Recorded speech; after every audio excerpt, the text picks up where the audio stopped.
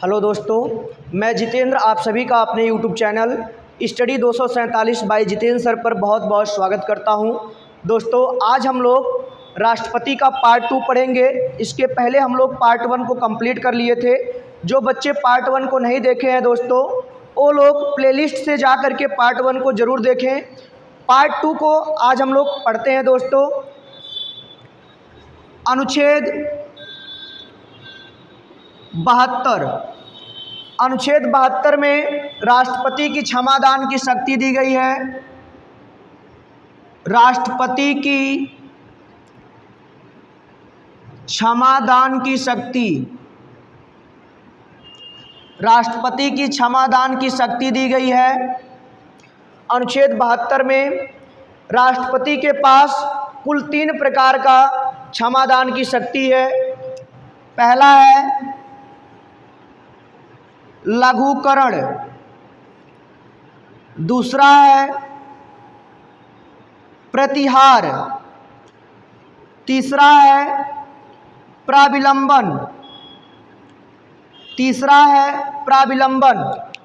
लघुकरण का है मतलब दोस्तों, अगर किसी व्यक्ति को कठोर कारावास की सजा दे दी गई है तो लघुकरण के माध्यम से राष्ट्रपति उसके कठोर कारावास को साधारण कारावास में बदल सकता है। कठोर कारावास को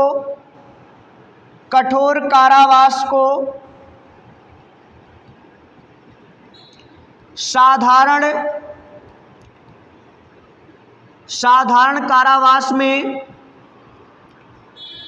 कारावास में बदल सकता है दोस्तों। प्रतिहार का मतलब है अगर किसी व्यक्ति को 2 साल का कठोर कारावास की सज़ा दे दी गई है तो दोस्तों बिना उसके प्रारूप को बदले उसके समय को राष्ट्रपति कम कर सकता है। तो कठोर कारावास की सज़ा अगर दोस्तों उसको 2 वर्ष के लिए मिला है, बिना उसके प्रारूप में परिवर्तन किए राष्ट्रपति उसके सजा को 1 वर्ष कर सकता है। प्राविलंबन का मतलब है दोस्तों, अगर किसी व्यक्ति को फांसी की सजा दे दी गई है तो राष्ट्रपति के पास इतना पावर है दोस्तों, राष्ट्रपति उसका प्राविलंबन कर सकता है, राष्ट्रपति उसके फांसी को रुकवा सकता है। राष्ट्रपति उस व्यक्ति के फांसी को रुकवा सकता है दोस्तों। आर्टिकल 72 में 3 प्रकार की क्षमादान की शक्ति दी गई है राष्ट्रपति को। पहला है लघुकरण, दूसरा है प्रतिहार, तीसरा है प्राविलंबन। आगे हम लोग देखते हैं दोस्तों अनुच्छेद 108 दोस्तों राष्ट्रपति से ही संबंधित है। अनुच्छेद 108, जब दोस्तों हम लोग मोबाइल में 108 का प्रयोग करते हैं तो एम्बुलेंस आ जाता है, और जब राष्ट्रपति अनुच्छेद 108 का प्रयोग करता है तब दोनों सदन भागते हुए राष्ट्रपति के पास चले आते हैं दोस्तों। तो अनुच्छेद 108 बहुत इम्पोर्टेंट है। जब कभी किसी साधारण विधेयक पर दोनों सदनों में सहमति नहीं हो पाती है तब राष्ट्रपति अनुच्छेद 108 का प्रयोग करता है, और जैसे ही राष्ट्रपति अनुच्छेद 108 का प्रयोग करता है दोस्तों, दोनों सदन भागते हुए राष्ट्रपति के पास चले आते हैं। ऐसी परिस्थिति में दोनों सदनों के अधिवेशन की अध्यक्षता लोकसभा अध्यक्ष करता है। कौन करता है दोस्तों? लोकसभा अध्यक्ष दोनों सदनों के अधिवेशन की अध्यक्षता करता है। जब राष्ट्रपति आर्टिकल 108 का प्रयोग करता है तो दोनों सदन भागते हुए चले आते हैं, और जब आप लोग मोबाइल में 108 का प्रयोग करते हैं तो एम्बुलेंस भागता हुआ चला आता है दोस्तों। तो ये एम्बुलेंस आर्टिकल है, बहुत इम्पोर्टेंट है, इसको आप लोग याद रखिएगा दोस्तों। आर्टिकल 108 कहता है जब किसी साधारण विधेयक पर दोनों सदनों में सहमति नहीं हो पाती है तब राष्ट्रपति आर्टिकल 108 का प्रयोग करके दोनों सदनों को अपने पास बुलाता है और उस संयुक्त अधिवेशन की अध्यक्षता लोकसभा अध्यक्ष करता है। बहुत इम्पॉर्टेंट है दोस्तों। उसके बाद अनुच्छेद 111 अनुच्छेद 111 में दोस्तों राष्ट्रपति को वीटो पावर दिया गया है। राष्ट्रपति को वीटो पावर दिया गया है दोस्तों। अनुच्छेद 111 में राष्ट्रपति का वीटो पावर है। यह वीटो पावर सिर्फ और सिर्फ राष्ट्रपति के पास होता है दोस्तों। अनुच्छेद 111 के द्वारा राष्ट्रपति वीटो पावर का प्रयोग करता है। अभी तक सिर्फ भारत में एक बार अनुच्छेद 111 का प्रयोग किया गया है। भारत के पहले अनपढ़ राष्ट्रपति हैं दोस्तों, जिसका नाम है ज्ञानी जैल सिंह। नाम है दोस्तों ज्ञानी, लेकिन थे अनपढ़। भारत के पहले अनपढ़ राष्ट्रपति थे ज्ञानी जैल सिंह। उन्हीं के द्वारा डाक विधेयक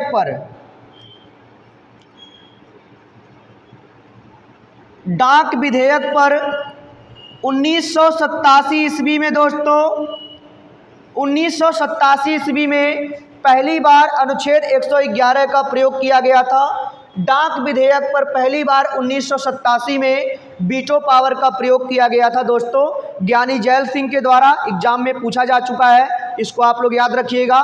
तो दोस्तों जब कोई विधेयक राष्ट्रपति के पास जाता है, अगर उस विधेयक पर राष्ट्रपति ने सिग्नेचर कर दिया तो दोस्तों कानून बन जाता है। और अगर उस विधेयक को दोस्तों राष्ट्रपति वापस कर दिया कि इसमें थोड़ा बहुत सुधार कर लीजिए, अगर दोस्तों उस विधेयक में सुधार होता है तब भी, और अगर नहीं सुधार होता है तब भी, अगर वही विधेयक पुनः राष्ट्रपति के पास आता है तो राष्ट्रपति उस विधेयक पर सिग्नेचर करने के लिए बाध्य होता है। लेकिन दोस्तों अगर वही विधेयक पहली बार आया हो, अगर उस पर सिग्नेचर कर देगा तब तो कानून बन जाएगा, और अगर उस पर सिग्नेचर नहीं किया, उसको अपने पास रख लिया, तो ये मान लिया जाता है दोस्तों कि राष्ट्रपति ने वीटो पावर का प्रयोग कर दिया है। याद रखिएगा दोस्तों, अगर उस विधेयक को वापस कर दिया और पुनः वह विधेयक आएगा तो उस पर सिग्नेचर करने के लिए वो बाध्य है। ना ही उस विधेयक को रख सकता है अपने पास, ना ही उस विधेयक को वापस कर सकता है दोस्तों, इसको आप लोग याद रखिएगा। तो आर्टिकल 111 में राष्ट्रपति का वीटो पावर दिया गया है। राष्ट्रपति का वीटो पावर अनुच्छेद 111 में है दोस्तों। अभी तक एक बार वीटो पावर का प्रयोग किया गया है डाक विधेयक के मैटर पे। 1987 में भारत के पहले अनपढ़ राष्ट्रपति हैं, जिसका नाम है ज्ञानी जैल सिंह। ज्ञानी जैल सिंह के द्वारा पहली बार वीटो पावर का प्रयोग किया गया था दोस्तों, इसको आप लोग याद रखिएगा। आगे हम लोग देखते हैं अनुच्छेद 123। अनुच्छेद 123 में दोस्तों राष्ट्रपति का अध्यादेश दिया गया है। राष्ट्रपति अनुच्छेद 123 के द्वारा अध्यादेश जारी करता है। अनुच्छेद 123 में राष्ट्रपति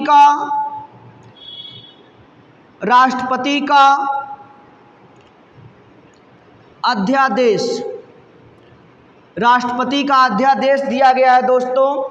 राष्ट्रपति अध्यादेश तब जारी करता है दोस्तों जब कभी संसद का सत्र ना चल रहा हो और भारत में कोई नियम या कोई कानून लागू करना अनिवार्य हो दोस्तों, तो ऐसी परिस्थिति में राष्ट्रपति कानून को लागू कर देता है।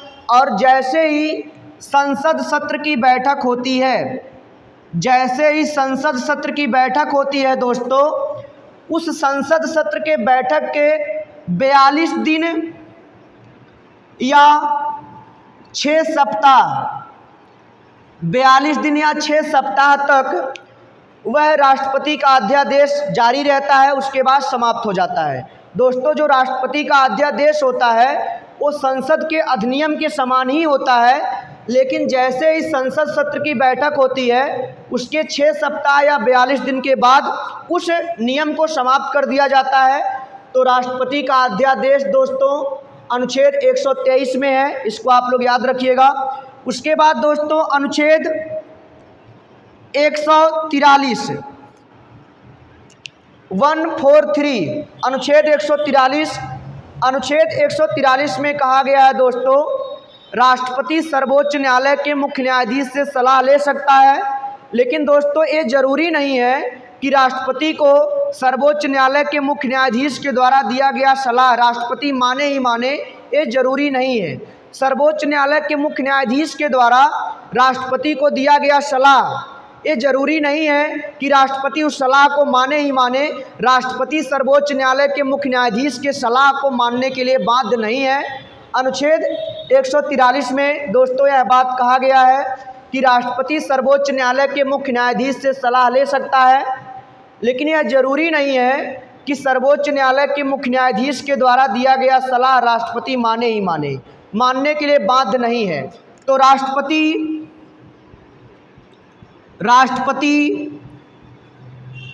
सर्वोच्च न्यायालय के मुख्य न्यायाधीश से सर्वोच्च न्यायालय के मुख्य न्यायाधीश से सलाह ले सकता है, लेकिन ये जरूरी नहीं है कि सर्वोच्च न्यायालय के मुख्य न्यायाधीश के द्वारा दिया गया सलाह राष्ट्रपति माने ही माने, मानने के लिए बाध्य नहीं है। दोस्तों आगे हम लोग देखते हैं। दोस्तों भारत के जो प्रथम राष्ट्रपति थे उनका नाम है डॉक्टर राजेंद्र प्रसाद। भारत के प्रथम राष्ट्रपति डॉक्टर राजेंद्र प्रसाद थे। डॉक्टर राजेंद्र प्रसाद को 1962 ईस्वी में भारत रत्न दिया गया था। दोस्तों भारत रत्न दिया गया था। भारत के पहले मुस्लिम राष्ट्रपति हैं जाकिर हुसैन। भारत के पहले मुस्लिम राष्ट्रपति डॉक्टर जाकिर हुसैन हैं।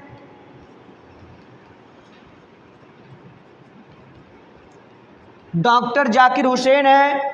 दोस्तों भारत के पहले ऐसे राष्ट्रपति हैं डॉक्टर जाकिर हुसैन, जिसका मृत्यु उनके कार्यकाल में ही हुआ था। एग्जाम में क्वेश्चन पूछा जाता है कि भारत के कौन से ऐसे राष्ट्रपति थे जिसका मृत्यु कुर्सी पर बैठे बैठे हो गया था। दोस्तों तो डॉक्टर जाकिर हुसैन भारत के पहले ऐसे राष्ट्रपति हैं जिसका मृत्यु उनके कार्यकाल में हो गया था। कुर्सी पर बैठे बैठे दोस्तों राष्ट्रपति भवन में उनका मृत्यु हो गया था। इसको आप लोग याद रखिएगा। अभी तक दोस्तों भारत में कुल 4 मुस्लिम राष्ट्रपति बने हुए हैं। पहले जो है उनका नाम है डॉक्टर जाकिर हुसैन।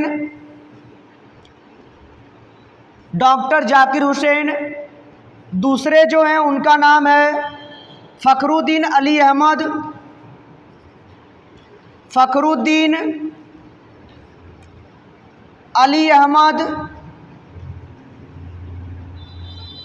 तीसरे हैं दोस्तों मोहम्मद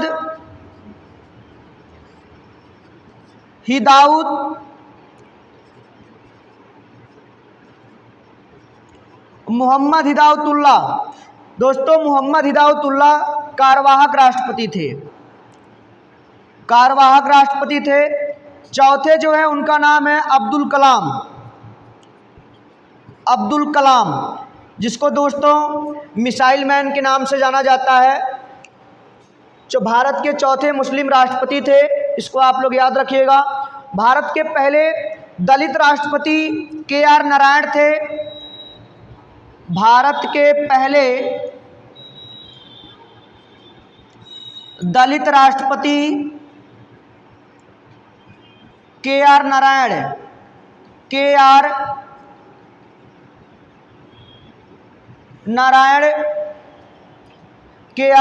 थे। दोस्तों वर्तमान में जो 14 नंबर के राष्ट्रपति हैं दोस्तों, जिसका नाम है मिस्टर रामनाथ कोविंद जी, वो भारत के 14वें नंबर के राष्ट्रपति हैं। दोस्तों इसके पहले भारत की पहली महिला जो राष्ट्रपति है उनका नाम है प्रतिभा देवी सिंह पाटिल। भारत की पहली महिला राष्ट्रपति हैं प्रतिभा देवी सिंह पाटिल। दोस्तों भारत की पहली महिला राष्ट्रपति हैं। बीबी गिरी भारत के पहले ऐसे राष्ट्रपति हैं दोस्तों जिसके समय में द्वितीय चक्र की मतगणना करानी पड़ी थी। बीबी गिरी भारत के पहले ऐसे राष्ट्रपति हैं जिसके समय में दोस्तों द्वितीय चक्र की मतगणना करानी पड़ी थी। द्वितीय चक्र की मतगणना कराना पड़ा था दोस्तों। नीलम संजीव रेड्डी भारत के पहले ऐसे राष्ट्रपति हैं जो पहली बार दोस्तों चुनाव लड़े थे, हार गए थे। नीलम संजीव रेड्डी भारत के पहले ऐसे राष्ट्रपति हैं जो पहली बार चुनाव लड़े थे, हार गए थे, और दूसरी बार चुनाव लड़े थे दोस्तों तो उनको निर्विरोध चुन लिया गया था। इसको आप लोग याद रखिएगा। भारत के पहले ऐसे राष्ट्रपति हैं जो पढ़े लिखे नहीं थे, जिसका नाम है ज्ञानी जैल सिंह। भारत के अनपढ़ राष्ट्रपति थे जिसका नाम है ज्ञानी जैल सिंह। उन्हीं के द्वारा दोस्तों वीटो पावर का प्रयोग किया गया था डाक विधेयक पर 1987 ईस्वी में। तो ठीक दोस्तों, आज के लिए इतना ही। अगर वीडियो पसंद आए तो प्लीज़ आप लोग लाइक करिए, शेयर करिए, सब्सक्राइब करिए। Thank you.